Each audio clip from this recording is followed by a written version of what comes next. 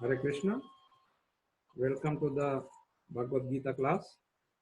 Today is Sunday, 6th December 2015. So we'll first start with our pranam mantras. I'll request Kamalini Mataji to please chant.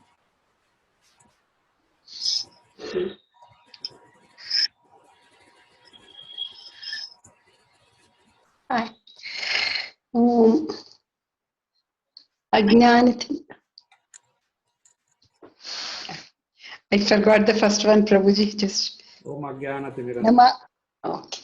Om Ajnanatimmirandasya Jnananjana Shalakaya Chakshurun Militam Yena Tasmai Sri Gurave Namaha Sri Chaitanya Manobhishtam Sthapitam Yena Bhutale Swayam Rupa Kadamahyam Dadati Swapadantikam Vandeham Sri Guru Sri Yutapadakamalam Sri Gurun Vaishnavamscha Sri Rupam Sagrajatam Sahagana Raghunathanvitam Tam Sajivam Sadvaitam Savadhutam Parijana Sahitam Sri Krishna Chaitanya Devam Sri Radha Krishna Padan Sahagana Lalita Sri Vishakhanvitamscha He Krishna Karuna Sindhu Deenabandho Jagatpate Gopesha Gopika Kanta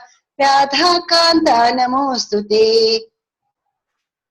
Tapta Kanchana Gaurangi Radhe Vrindavaneshwari Rishabhanusute Devi Pranamami Hari Priye Vancha Kalpatarubhyascha Kripa Sindhubhya Evacha Patitanam Pavanebhyo Vaishnavebhyo Namo Namaha Nama Om Vishnupadaya Krishna Prishtaya Bhutale Srimate Bhakti Vedanta Swaminiti Namine Namaste Saraswati Devi Gauravani Pracharine Nidvisesha Sunyavadi Paschatya Desatarini Jai Sri Krishna Chaitanya Prabhu Nityananda Sri Advaita Gadadhara Srivasadi Gaura Bhakta Vrinda Hare Krishna Krishna Krishna Hare Hare Hare Rama Rama Rama Hare Hare Om Vishnupadaya Krishna Prasthaya Bhutale Srimate Jayapataka Acharya Padaya Nitaya Kripa Padaya Bhagavatam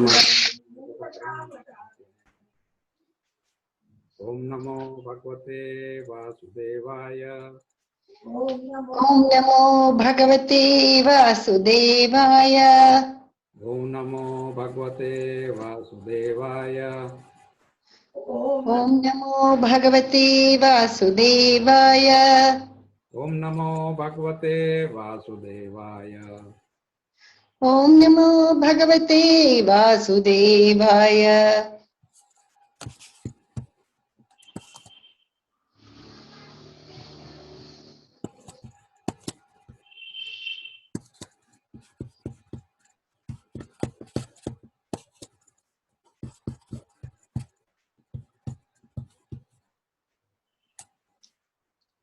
We are in chapter 2. And today we are going to take Sloka number 45.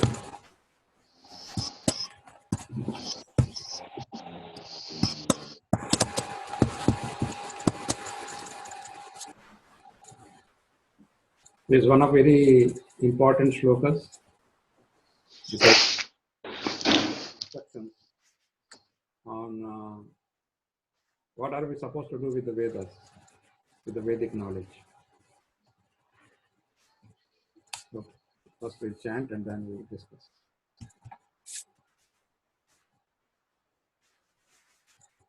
Trigunya Vishaya Veda Nistrigunya Bhavarjuna Trigunya Vishaya Veda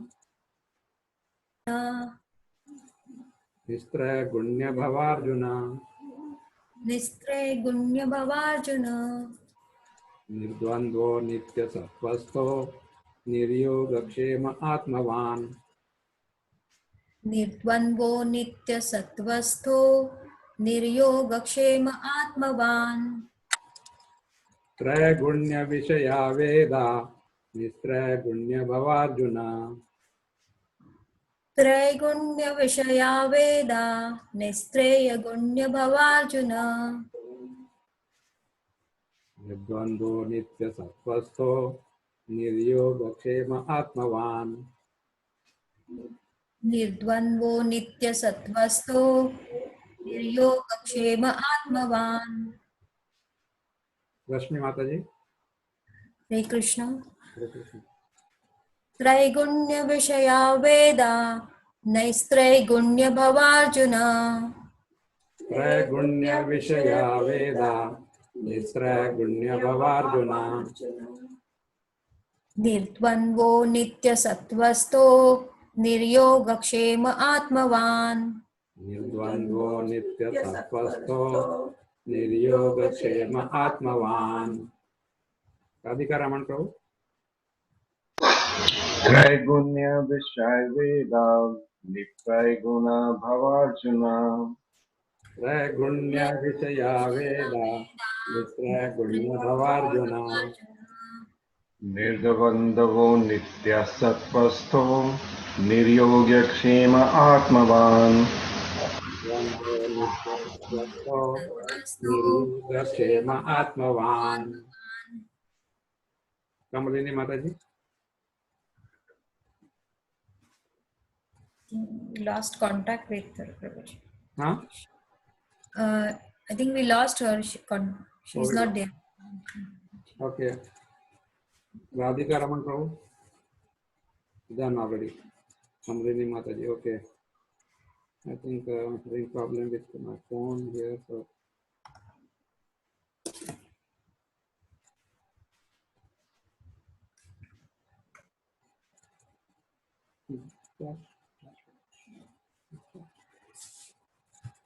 anybody else is there online? No, Prabhuji, can't see. Word by word meaning. Traigunya Traipunya pertaining to the three modes of material nature. Pertaining to the three modes of material nature. material nature. Vishaya Vishaya, on the subject matter. On the on the subject subject matter. Veda Vedah, Vedic literatures. Vedic literatures. Nistraigunya Nistraygunya, transcendental to the three modes of material nature. transcendental to the three modes of material nature. material nature. Bhava Bhava, B. B. Arjuna Arjuna, O Arjuna. O Arjuna. Nirdvandva Nirdvandva, without duality. without duality. Nityasattvastha Nitya Sattvastha, in a pure state of spiritual existence. In in a pure state of spiritual existence. Niryogakshemaha, Niryoga Shemaha, free from ideas of gain and protection. free from ideas of gain and protection. gain and protection. Atmavan, Atmavan, established in the self. established in the self. Translation. The Vedas deal mainly with the subject of the three modes of material nature. O Arjuna, become transcendental to these three modes. Be free from all dualities and from all anxieties for gain and safety, and be established in the self. Please repeat. The Vedas deal mainly The Vedas Deal mainly with the subject of the three modes of material nature. with the subject of the three modes of material nature. O Arjuna, O Arjuna, become transcendental become transcendental to these three modes, to these three modes, be free from all dualities be free from all dualities and from all anxieties and from all anxieties, for gain and safety, for gain and safety, and be established in the self. and be established in the self. A very important instruction of Krishna to all of us. Of course, he's telling Arjuna, but now this is everything he tells Arjuna is meant for us also. So here he is telling that these three modes of material nature, Traya Gunya. Traya means three, Guna means mode, are there in the Vedic literatures, especially in the Karma Kanda portion of Atharva Veda. Then we are all having this, one or the other or the mixture of three. Even when we are in Sattva Guna, unless it is a Vishuddha Sattva Guna, it's always a little problem. The problem may be less in Sattva Guna, but still. What is the biggest problem is that it binds us. Guna is a rope, it binds us. So, Nistraya Gunya, rise above them, transcendent. Transcend means to cross, to go above. And then stay in Vishuddha Sattva, Nitya Tattvastho. Nitya, always. Not that, in the morning you are something, in the afternoon you are something. No. Be one. Be in the same consciousness. So this is a very, very important instruction, right? Because people generally, they get stuck at they sometimes we say, oh, to be good is good, right? That's what we say. But here, Krishna is giving a shock treatment. He's saying, no, to be good is not good enough. It's not bad, but it's not good enough. Why? That we will see in the commentaries. Very, very wonderful commentaries, long commentaries, big explanations. This was, I was going through and I thought, now it will be over, now it will be over, and it's going on and on and on. So I have still not given the whole thing because that becomes really too much for our tiny brains. So I have expected something which we will read and discuss. Okay. So we'll start with Radhika Raman Prabhu. Give up all the sadhanas of dharma, artha, kama, and moksha, and just take shelter of bhakti yoga. The Vedas have the ability to reveal only karma and jnana and other topics of three modes, triguna, vishya, for personal gratification. The suffix ya in trigunya, vishya, here denotes self-interest. This statement, of course, means that the majority of texts deal with material subjects. However, the Shruti do say, Bhakti evanam nayati. Bhakti alone leads to the Lord. Mathara Shruti. Yasya deva para bhakti yatha deve tatha gurav. One should have as much devotion in Guru as one does in the Lord. Svetasvatara Upanishad 6.23. So, we are supposed to have it in the chapter 18, right? Sarva Dharma Parityajya. But here, the Acharya is telling in the second chapter itself, because second chapter is the essence of Bhagavad Gita, right? So what is Nistraya Gunya? Nothing but give up of the gunas. The gunas are attached to, when we are in the three modes of nature, then even in the Sattva Guna, we are in the, if we will talk of four four things. Dharma, Artha, Kama, Moksha, right? These are the four. They say Purushartha. If one achieves these four, then where do you go? You can go to the heavenly planet. Svargaloka. You can achieve. Moksha means, again, people's idea of moksha is either going to Swarga or getting merged in the Brahman, Brahma Jyoti. And we have discussed this in the Nectar of Devotion that moksha means not enough to say moksha. And what kind of moksha? Like, you are, whichever country we are, and we say, I have to go out of this country. Okay, that's moksha. India is so bad, people are not talking. A lot of time is being wasted on discussing that. And then the next question comes, where do you go? Oh, then the choices come in, right? It's not that simply getting out of India, you will be safe and free. Same way, in the moksha category also, we have all these various things. So, here it says that karma and jnana, that's the only two things described in the Vedas. And for whom? It is for general masses.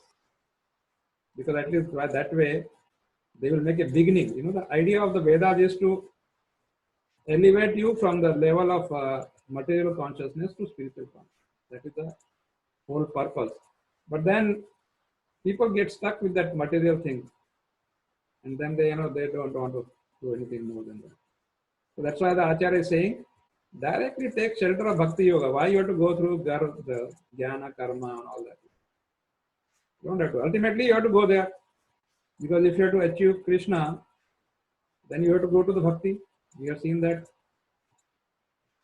Without Bhakti, you cannot achieve that. So, that's why Krishna is showing a shortcut. He's saying, just forget these gunas. They are ropes after all. Why you want to get stuck? So here again, like in the Shruti, because generally the Vedas are Shrutis, right? And Puranas and all are Shrutis. So Shruti generally, tries to be very dry, like, it doesn't talk much about Krishna and so on. But even there, it says that bhakti alone leads to the Lord. Bhaktir evainam nayati. And of course, yasya deve para bhaktir yatha deve tatha guru. Guru's position is as good as Krishna. Not Krishna, but as good as. So, if you serve Guru, that's as good as serving Krishna. Guru serving, meaning, follow his instructions, etc. So this is again from the Shruti. But in practically, when we see, only very few are adopting this. And Srila Prabhupada was one, who really brought this to the forefront. Of course, the whole Gaudiya Vaishnavas, Bhakti Siddhanta Saraswati Thakur and Bhakti Vinod Thakur and so on. So, this is the first instruction. Give up all sadhanas of dharma. Sadhanas, we do that sadhana, right? Rituals. But of course, this is not talking about sadhana, bhakti. It's a different category. Otherwise, sometimes it's saying no sadhana. No. No sadhana of material nature.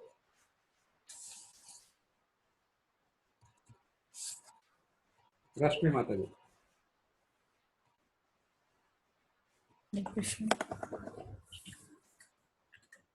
As well as the Pancharatra and Smriti scriptures and other Shrutis like the Gita Upanishad and Gopala Tapani Upanishad make Nirguna Bhakti the subject of discussion. If the Vedas did not speak of Bhakti at all, then Bhakti could not be substantiated. Do not involve yourself with those statements of the Vedas dealing with jnana and karma affected by the three gunas. Nais Trigunya Bhava. But you should always follow the Vedic statement dealing with bhakti. By following those injunctions, you are free from faults.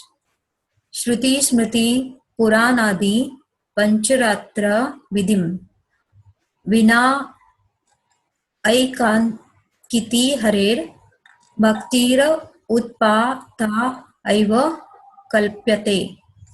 Without following the rules of Shruti, Smriti, Puranas, and Pancharatra, pure bhakti to the Lord creates disaster. Bhakti Rasamrita Sindhu 1.2101 quoted from Brahma Yamala.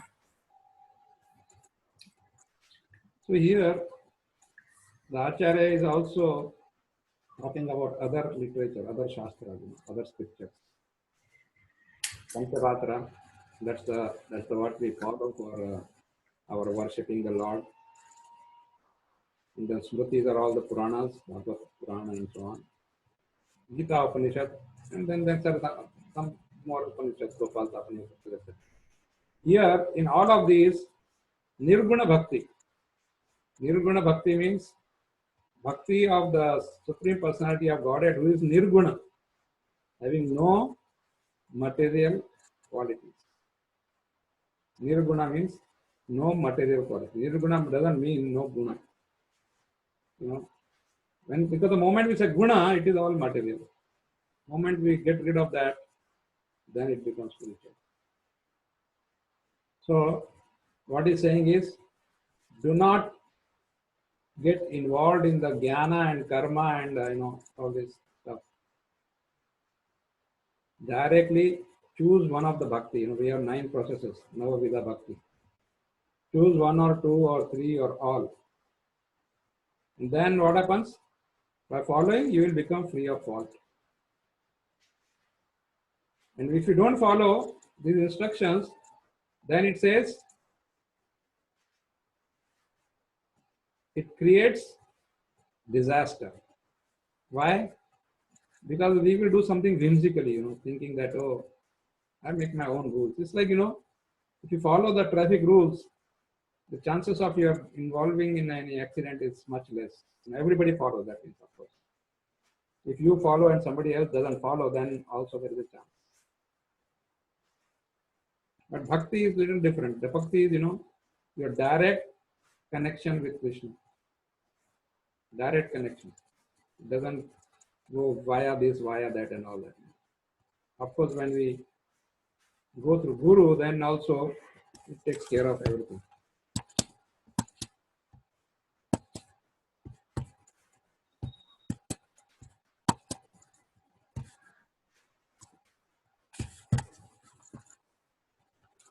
Krishna. Prabhuji, this is myself, Prabhuji. My power went off, so I'm doing it through my cell. No problem. Good that you're back.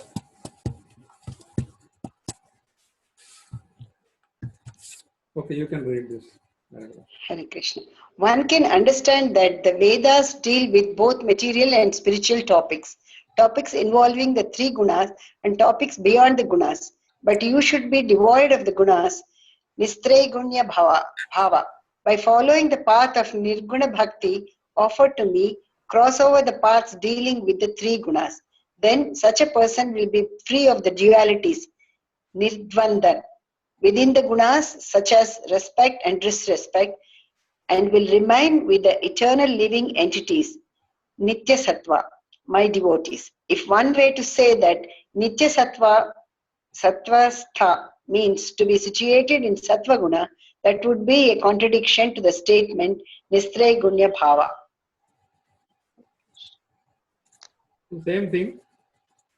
He is cautioning about getting stuck with the gunas. Then the instruction is to follow Nirguna Bhakti. So what happens by that? Because you have nothing to do with the gunas, then all these dualities, nirdvandva, dvandva means duality, happiness, pleasure, grief, all this, height, cold. Krishna speaks about that so many places. Then remain in nitya sattvastha, remain in the pure goodness. So nistre gunya bhava. Somebody may say, what he is saying here is that one time you are saying nistre gunya bhava, then you are saying nitya sattvastha. There is some confusion, right? Because when you are saying nistre gunya means you should not talk of this mode at all. So now there is an answer to that.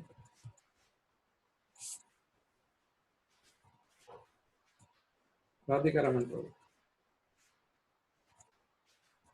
One should consider the meanings of Nistraigunya and Traigunya.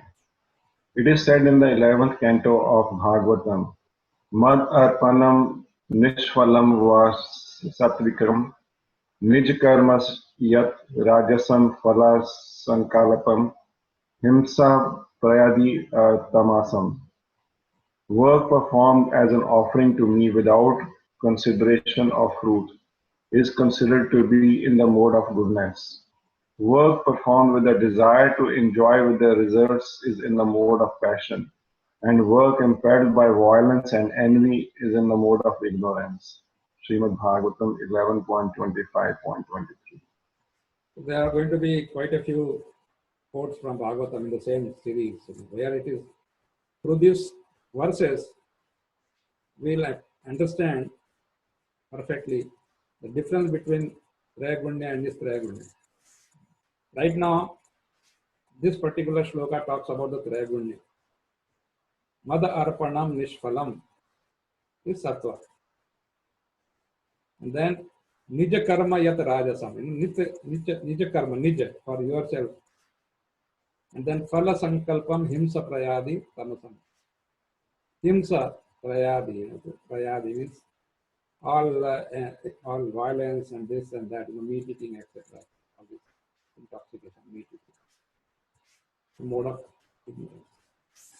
Then we will see, how Nistraigunya is different. Rashmi Mataji.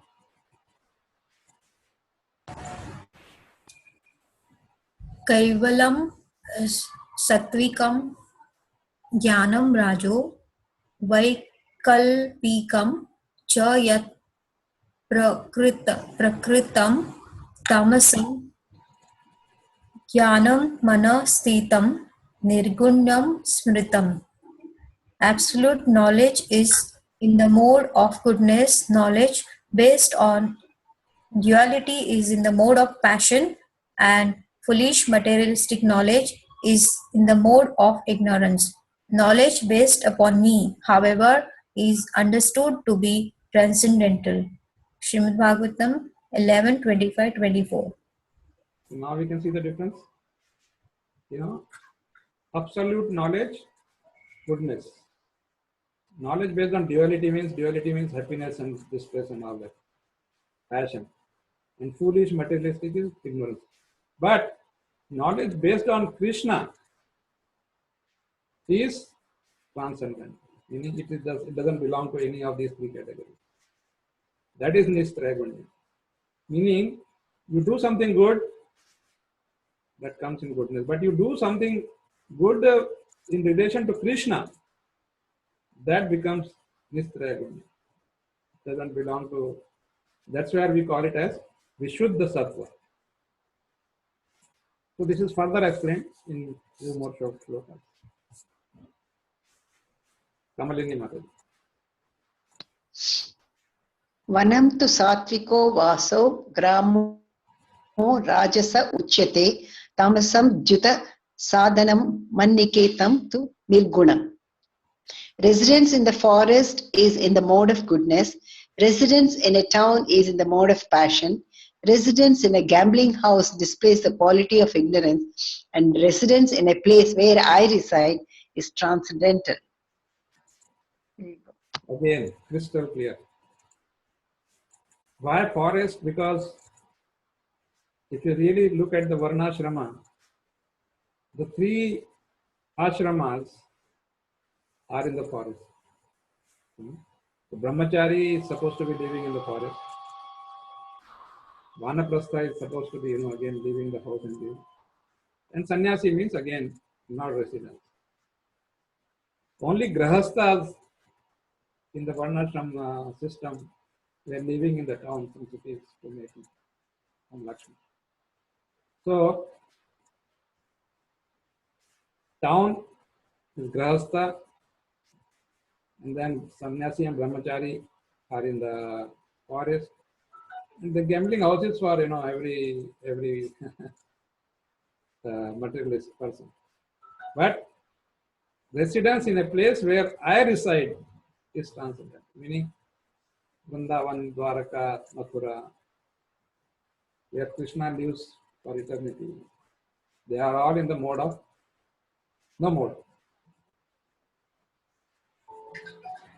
Excuse me.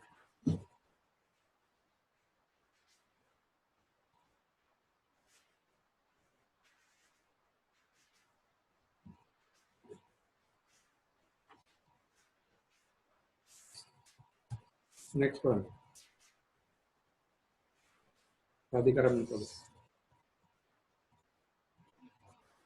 Satvika karako sangi ragandho rajasa samrata tamsa samriti vibharsato nirguno mad apashareha. A worker free of attachment is in the mode of goodness. A worker blinded by personal desire is in the mode of passion. And a worker who has completely forgotten how to tell right from the wrong is in the mode of ignorance. But a worker who has taken shelter of me is understood to be transcendental to the modes of nature. Srimad Bhagavatam 11:25-26. Here, the most important thing to understand is worker. Like nobody is free of work. It's not that when you are in a Nistra Gunya, you just sleep so that you don't get in touch with anybody. Like I don't want to be in touch of material nature, so I just don't even get up. No. Work. Krishna says elsewhere also that work is most important. We have to do something. Without work, we can become crazy. So it's very clear, Personal desire is mode of passion. Attachment, again, attachment, free of attachment, and then do what? Just free of attachment? No. We say free of material attachment, but totally attached to Krishna. Lusty for Krishna. That's the formula we learned in coming in Krishna consciousness. And that's why we are continuing to be in Krishna conscious, because we have seen the results. Everything is seen by the results.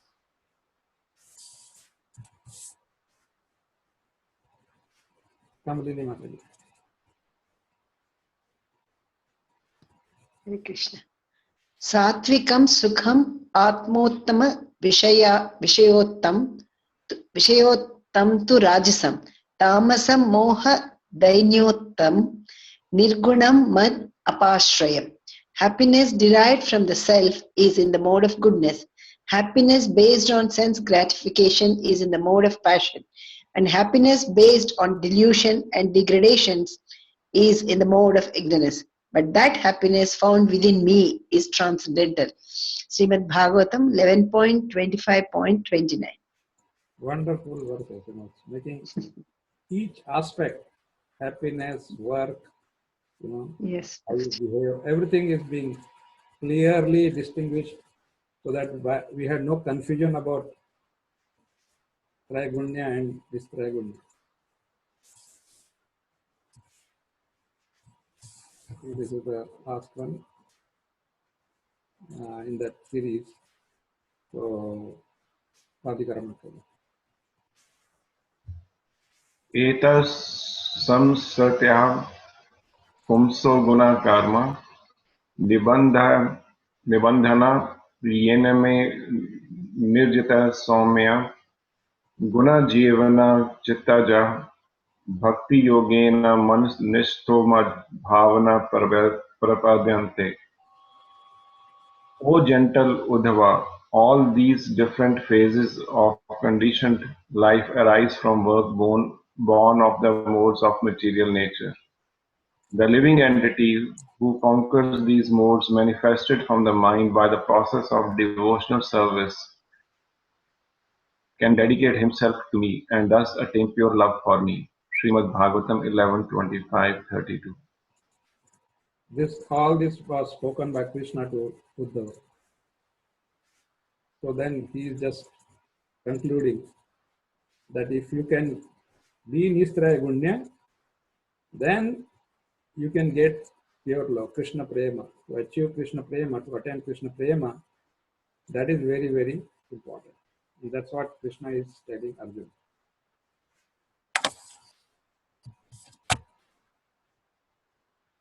Kashmi Mataji. Hare Krishna.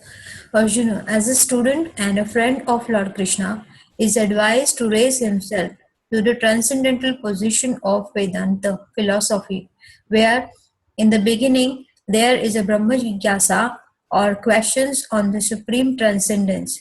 All the living entities who are in the material world are struggling very hard for existence. So here Arjuna is again, Acharya is confirming that he is the Shishya and Sakha. Like Krishna says, why I am telling you? Because you are my Shishya and Sakha. And then he is telling him now that you just become, same thing, become transcendental. And how that transcendental is telling the process also. He's telling that first you start with the Brahma Jigyasa, let there be inquiry. Athato Brahma Jigyasa, in the Bhagavatam, that's how it starts. So, what is the question to be asked? Who is this absolute truth? How is it transcendental to everything? How he has got this transcendental form? And then only once the inquiry starts, then the rest follows, one by one. Don't have to, of course, efforts are required, but don't have to, experiment, so to say. Just follow the instructions, and then, a lot of people, if you see, even those who came in Krishna consciousness, when you hear how they came into, many of them were wandering, they're not sure what is happening. So they were just in the search, but they had taken the first step of inquiry. And that's how they ultimately landed into a proper situation.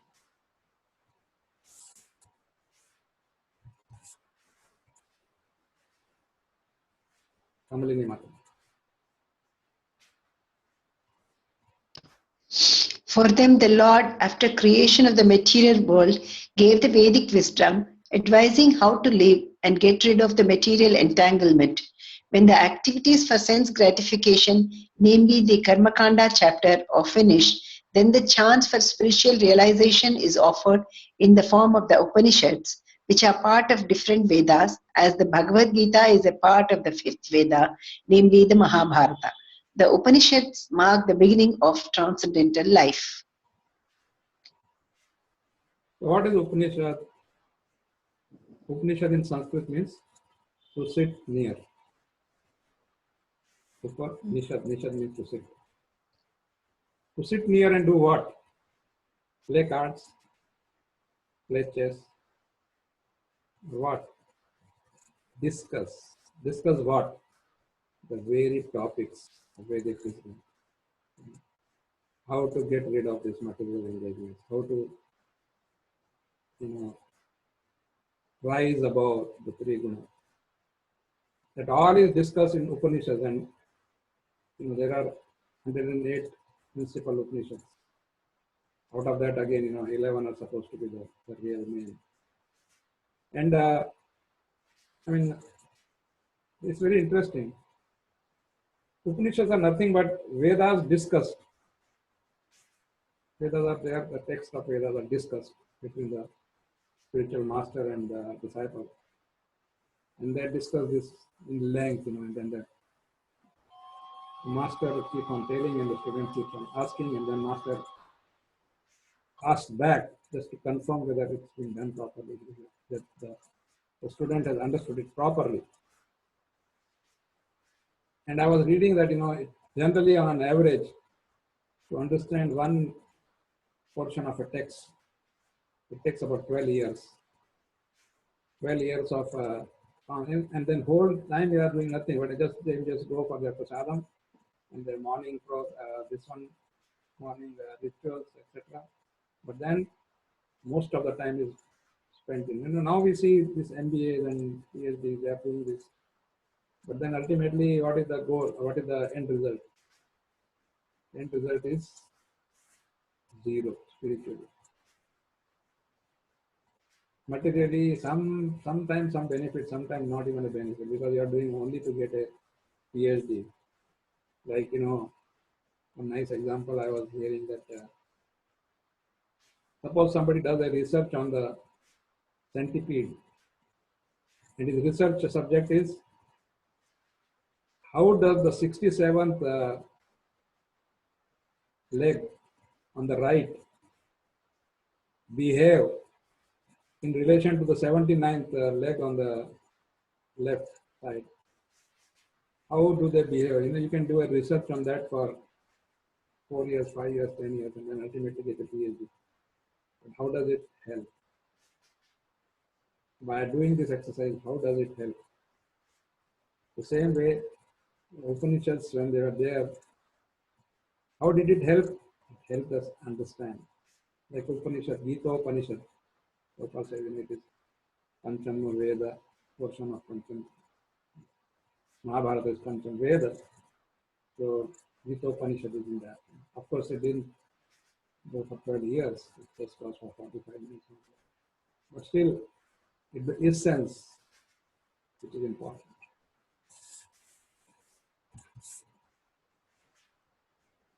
Adhikara control. Abide in pure sattva. Be established in the sattva, in its state of purity, without the admixture of the other two gunas. If it is questioned how that is possible, the reply is as follows. Never care to acquire things, nor protect what has been acquired.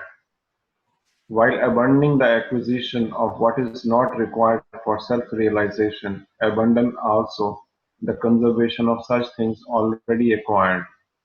You can thus be established in the self-control and thereby become an aspirant after the essential nature of the self. So the solution is given and the process is given. Never care to acquire things, nor protect what has been acquired. And see in our own life, we do the exactly opposite of that, right? We care to acquire, and then we are over cautious. Over worried about protecting, right? Then we go to the vault, bank, and here and there, and insurance, and so many things, warranty and insurance. So here it's saying that just don't have to. The Bhagavad Gita says elsewhere that whatever we read that already. That whatever comes of its own accord, accept it. Not that we don't throw it away. We see what we throw is something which cannot be used for Krishna. But then there is hardly anything which cannot be used for Krishna. Everything can be used for Krishna. So we don't, as long as we do not use it for our own selfish interest, everything is going on.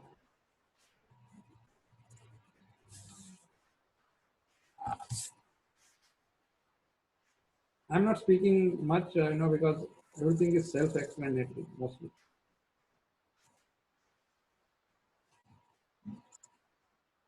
Kamilini Mataji.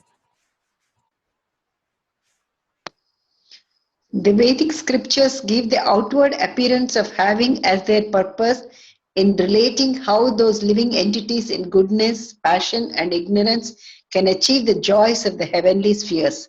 But the Vedic scriptures also contain confidential meanings as well, and thus it has been instructed by Lord Krishna not to accept only the external form of the Vedic scriptures, but to understand the Vedic scriptures by the light of the confidential meanings.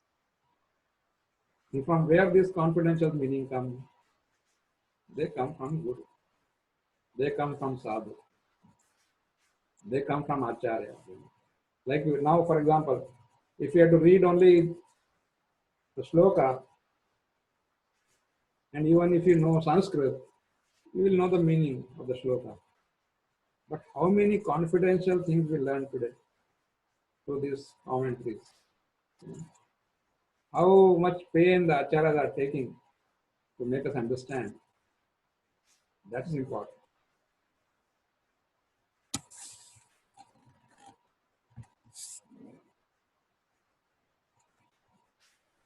Adhikaramanta. I think, yeah.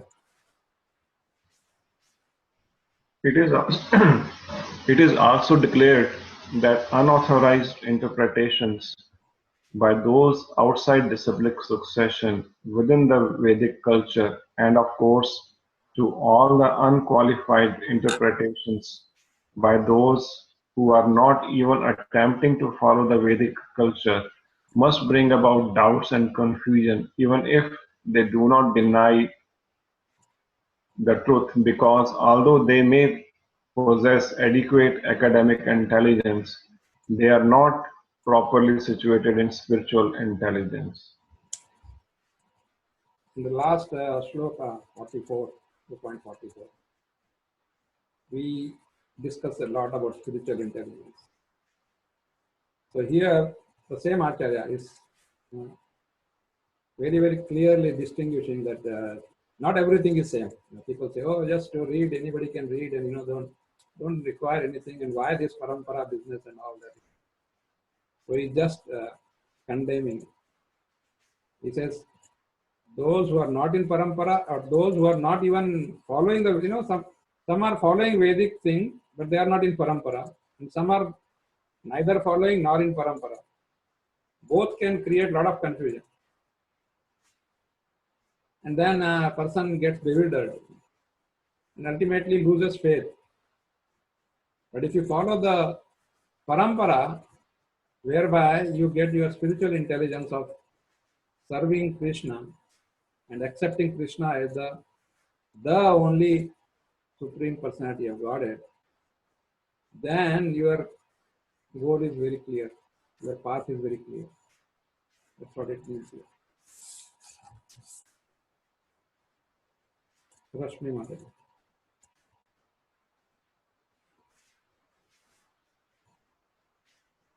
Supreme Lord Krishna is ever residing within the heart of every living entity, is declared, and anything in harmony with this understanding is known as dharma or righteousness, and anything contrary to this understanding is known as adharma or unrighteousness. Made it so simple. What is dharma and what is adharma? When you talk, this can be discussed only in the devotees, right? They will accept this immediately, yes. But if you go to somebody else and then talk like this, he will say, what is this? I don't have to believe in Krishna as the supreme or something. I have so and so, X, Y, Z, Z. So, for a devotee, it is very, very essential to know this. What is dharma, what is adharma. Otherwise, don't even talk of being a aspiring devotee or a devotee or whatever. I remember when I was conducting these classes way back in India, there was a big group. And then even when I started in Chicago, I remember there was a big group on telephone. So I made it very clear. After the introduction, I said, now, Prabhus and Matajis, if you do not accept Krishna as the Supreme Personality of Godhead, or the Supreme Controller, please leave these classes. And somebody asked, why, sir, why? I said, because we are going to speak this every now and then. And then if you don't agree, then what is the use of attending? Because you'll always have doubt. The first requirement is, that is the first requirement actually to understand Bhagavad Gita, is to accept Krishna as the supreme controller. Like the word we heard last time was unimpeachable supreme person. So that's very, very important. Here it's made very clear.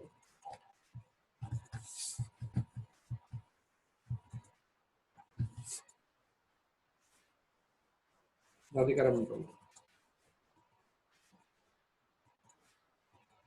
When Lord Krishna speaks about being free from gain and preservation, this does not mean to deny the things one needs to survive and flourish, but relates only to having desires for acquisition of possessions. Or else one would be forced to conclude that such instructions such as arise and be equipoised would have no relevance. What is being spoken? Like I said, something coming on your its own accord, don't have to reject it. Whatever is needed to keep the body and soul together has to be done. It's not that by doing the Krishna service, we just deny our own body. We don't believe in that. We don't believe in dry renunciation. But having desires for acquisition, of possession. Okay, I must have this, I must have that. I must have that. Not that I require that for Krishna service. There's a two things, right? So this is what it means here.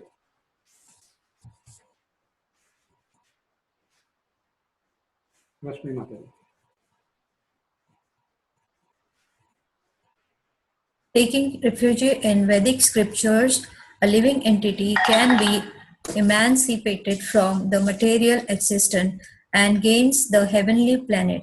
But taking refuge solely in the Supreme Lord Krishna, one attains the spiritual world and is thus far superior. Simple. Go to Swarga or go to Krishna Loka. Choice given to us. What will we say? How many votes for Swarga? So, which is superior? Surrendering to Krishna or surrendering or doing some punya activities? Punya Surrender. Krishna Loka. Okay. Kamleni Mataji, the last one. The full acceptance of the Supreme Lord verily within one's own self effectively dissolves any conception of being one and the same with the Supreme Lord. This means that one should not only abstain from undertaking any action contrary to realization of the ultimate truth, but also one should also refrain from even having any desire for any action which would be contrary to realizing the ultimate truth. Again, a very, very strong statement. And the process. These are all processes. Once we accept Krishna as the only Lord, only Supreme Lord, the only enjoyer, then what happens? The conception of Advaita is dissolved, finished, no more existing. Without that, the back of our mind, sometimes we feel that, okay, he's saying, so many people are saying, maybe they're right. Maybe, I can also become Krishna. So why not try that? Something like that. So here, he says you should refrain from these desires, because that will be your spiritual suicide. And sometimes Acharyas say that Nirvisheshavad is spiritual suicide,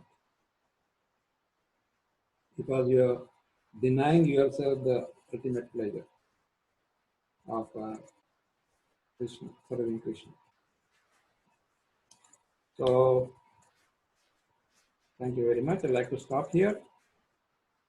And really thank you for your patience and bearing with me. If you have any question, comment, you can go ahead. Hare Krishna. Hare Krishna Prabhuji. As you said, this is really, really very, very important one. And we are very thankful that we are in Krishna consciousness, and we have the strongest faith that Krishna is the Supreme Personality of Godhead. Really very, very nice. And the Acharyas have given such elaborate these things for this particular verse, Prabhuji. Very nice, and you have explained well also. Thank you so much, Prabhuji. We're very, very, very lucky to be in Krishna consciousness. That's what. Hare Krishna. Thank you, Prabhuji. Hare Krishna. Hare Krishna Prabhuji. Thank you for so much efforts to get us all these acharyas' thoughts and experts. So thank you for that, and very nicely explained, Prabhuji. Thank you. Hare Krishna. Hare Krishna. Radhikaraman Prabhu, you want to say something? Thank you very much, Hari. Hare Krishna. Hare Krishna. Jai. Prabhuji. Hare Krishna. Very well.